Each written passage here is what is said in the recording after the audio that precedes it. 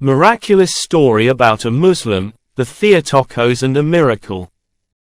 In December 2004, a Saudi Arabian man, a Muslim, appeared before several news agencies to relate the following incredible event he experienced and which changed his life.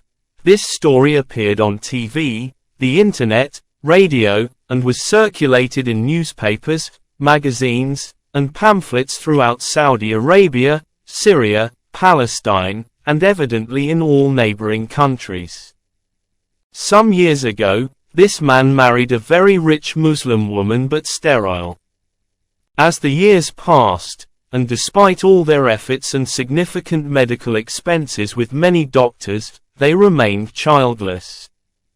The man's parents suggested to him that he marry a second woman, while upholding his initial marriage, as the local laws permits up to 4 concurrent marriages. Being exhausted, worried, and downhearted, he did not accept his parents' advice but rather chose to vacation with his wife in Syria. There, they hired a limousine with a driver who would serve as tour guide for all their sightseeing excursions throughout Syria. As the vacation progressed, the driver noticed that the Saudi Arabian couple was experiencing bitterness, pain, and grief.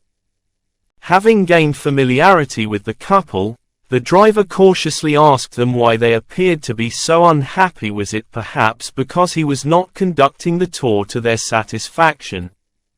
The couple confided to the driver that the source of their unhappiness was their inability to have children.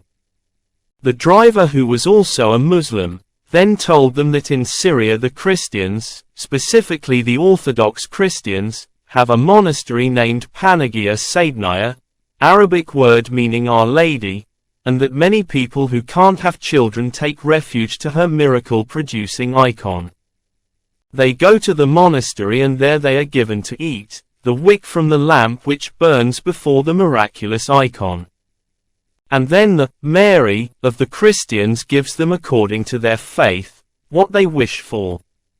Becoming excited, the Saudi Arabian and his wife asked the driver to take them to the monastery, Saidnaya, of the Lady of the Christians, and said that if we have a child, then I will come back and I will give you $20,000 US and I will give the monastery $80,000 US. So they went to the monastery and did as they were instructed. Later they returned to their homeland and after some time the wife was found pregnant. In a few months she gave birth to a charming baby boy. It was truly a miracle of Our Lady Theotokos. Now, as soon as his wife gave birth, the Saudi Arabian man wanted to return to Syria to uphold the promises he had made. Upon his return he called the same driver and asked to be picked up at the Damascus airport. But the driver was cunning and wicked, and he persuaded 2 of his friends to go to the airport with him to pick up the rich Saudi Arabian man and to take his money and kill him.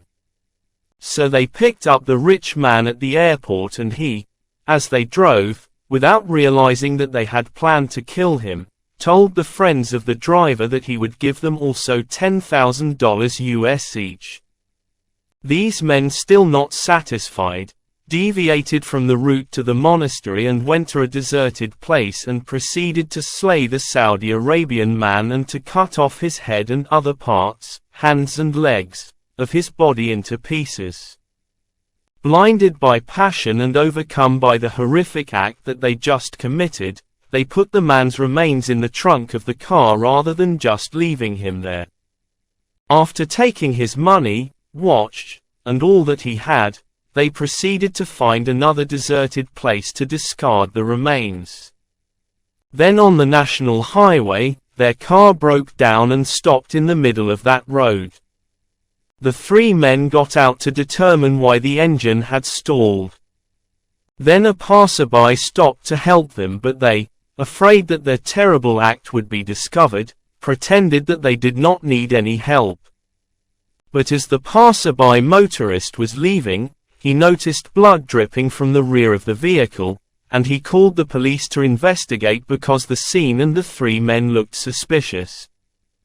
The police came and they saw the blood under the car and on the pavement, so they ordered that the trunk be opened. Well, when they opened the trunk, lo and behold, the Saudi Arabian man lifted himself out, obviously and amazingly alive and in good health, saying to them, "Just now Panagia finished stitching my neck, right here," showing him the area of his Adam's apple, after first stitching up the rest of my entire body. Seeing this, the three criminals immediately lost their minds, becoming like mad. The police handcuffed them, and as they were being taken away to an asylum for the insane, the criminals started raving that it could not be possible that the Saudi Arabian man whom they killed, beheaded, and dissected could yet be alive. The Saudi Arabian went to a medical facility to undergo examination by doctors and medical examiners who confirmed and attested that the stitching was done very recently, thereby validating the miraculous event. The stitches were, and still are, obvious. When the Saudi Arabian came out of the car's trunk, he had the appearance, literally, of just having been refabricated, put back together, to which he continuously confessed that Panagia had rejoined his body and resurrected him with the help of her son. Immediately after this, the Saudi Arabian called his relatives to come to Syria, and they all went together to the monastery of Panagia Saidnaya and offered up prayers, praises, and glorification, and instead of the initial gift of $80,000 US, which was promised, he gave $800,000 US to the Theotokos. Today, as this man relates the details of that overwhelming miracle, he starts his narration with, "When I was a Muslim this happened to me," this indicating he is not longer a Muslim, as neither is his family. This miracle stunned with awesome surprise the entire Arabic, Muslim nation and all of the Middle East. Compiled by Archimandrite Nectarios Serfs, Boise, Idaho.